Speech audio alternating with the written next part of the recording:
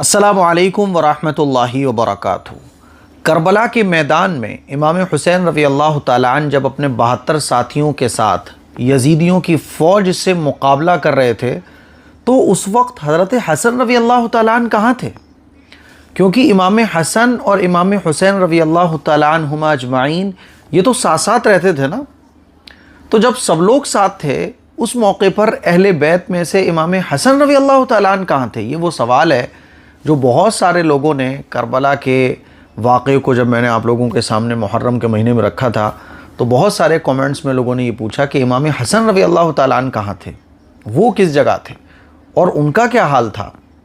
تو مجھے لگتا ہے کہ بہت سارے لوگوں کو یہ نہیں پتہ کہ امام حسن رضی اللہ تعالیٰ عنہ کی زندگی کیسے گزری اور ان کا انتقال کیسے ہوا اور وہ کہاں تھے۔ تو میں نے سوچا کہ اس پر بھی آپ کو تھوڑا سا ایک شارٹ کلپ بنا کے بتایا جائے۔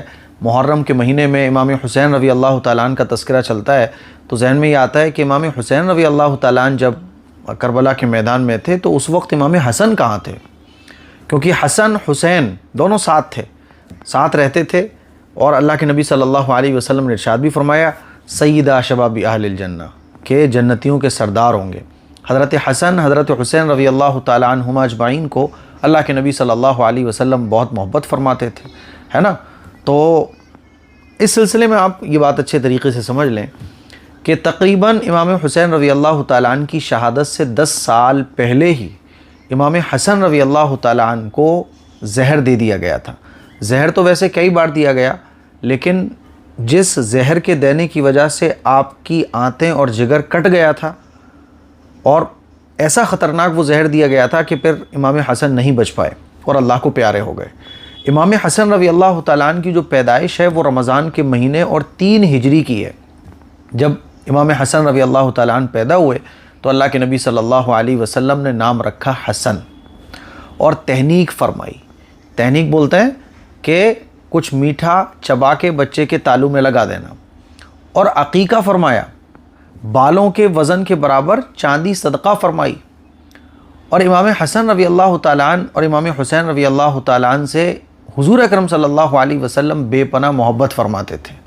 چھوٹی سے چھوٹی تکلیف پر حضور بے چین ہو جایا کرتے تھے۔ نماز پڑھتے تھے تو کاندھے پر پیٹھ پر چھوٹے چھوٹے بچوں کی طرح امام حسن رضی اللہ تعالیٰ عنہ اور امام حسین رضی اللہ تعالیٰ عنہ سوار ہو جاتے تھے۔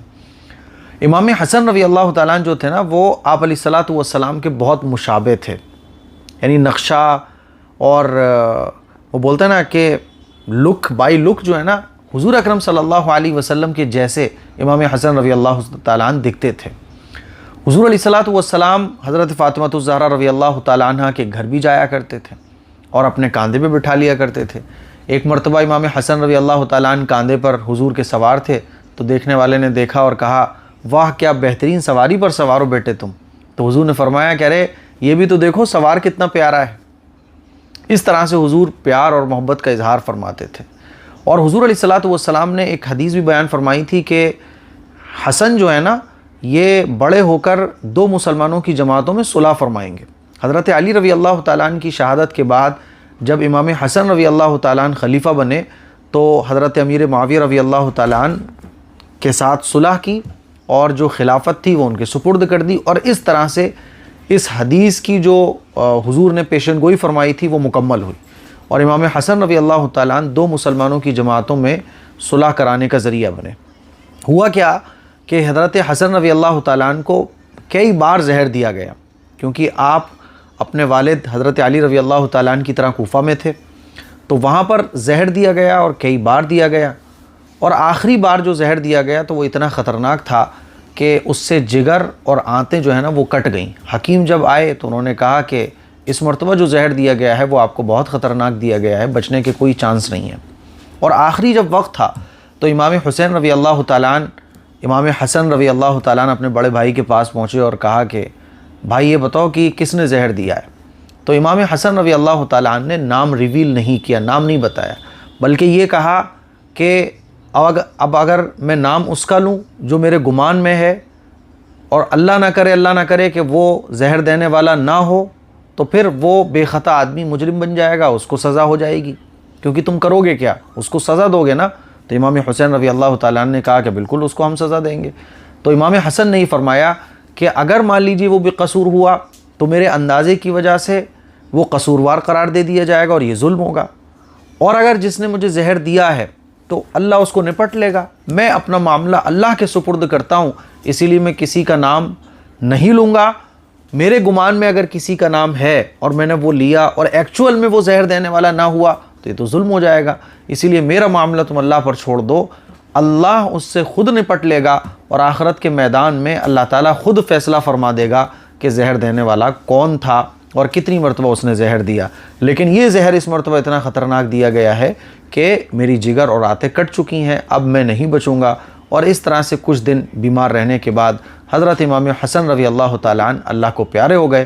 انا للہ و انا الیہ راجعون کہا جاتا ہے کہ سفر کے مہینے میں، یعنی محرم کے بعد جو اگلا مہینہ آئے گا سفر کے مہینے میں، اس مہینے میں یا ربیع الاول کے مہینے میں، سن 49 ہجری یا 50 ہجری یا 51 ہجری میں امام حسن رضی اللہ تعالیٰ عنہ کا انتقال ہو گیا، اللہ کو پیارے ہو گئے۔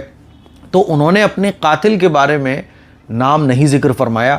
بعض ایسی غلط سلط باتیں چلتی ہیں صحابہ کے بارے میں، ہے نا، تو حضرت امیر معاویہ رضی اللہ تعالیٰ عنہ کے بارے میں، اور یہ بھی چلتا ہے کہ ان کی بیوی نے زہر دیا تھا، یہ بھی کہا جاتا ہے کہ امام حسن رضی اللہ تعالیٰ عنہ کی بیوی نے ان کو زہر دے دیا، تو یہ سب غلط سلط باتیں۔ امام حسن رضی اللہ تعالیٰ عنہ نے امام حسین اپنے چھوٹے بھائی کو بھی نہیں بتایا، کیونکہ یہی بتا، انہوں نے جب پوچھا بھی گیا نا، صحابہ نے کئی بار پوچھا تو یہی فرمایا کہ میں اگر گمان کر کے کسی کے بارے میں ذکر بھی کر دوں تو اور وہ ایکچول میں زہر دینے والا نہ ہوا تو یہ تو ظلم ہوگا، میرا معاملہ میرے اللہ پر ہے، میرا فیصلہ اللہ ہی فرمائے گا، اور انتقال کر گئے۔ اور کربلا کا جو واقعہ پیش آیا یہ 61 ہجری میں پیش آیا، تو امام حسن رضی اللہ تعالیٰ عنہ 10 سال پہلے ہی اللہ کو پیارے ہو گئے تھے، اور ان کا انتقال زہر کی وجہ سے ہوا تھا۔ یہی وجہ ہے کہ کربلا کے میدان میں جب آپ کربلا کا واقعہ پڑھتے ہیں تو امام حسین رضی اللہ تعالیٰ عنہ کا ذکر آتا ہے، امام حسن کا نہیں آتا، کیونکہ وہ 10 سال پہلے ہی تقریباً اللہ کو پیارے ہو گئے تھے۔ تو مجھے امید ہے کہ اب آپ کو سمجھ میں آ گیا ہوگا کہ امام حسن رضی اللہ تعالیٰ عنہ نے اللہ کے راستے میں جو شہادت نوش فرمائی وہ کیسے نوش فرمائی۔ دعاؤں کی گزارش ہے۔ السلام علیکم ورحمۃ اللہ وبرکاتہ۔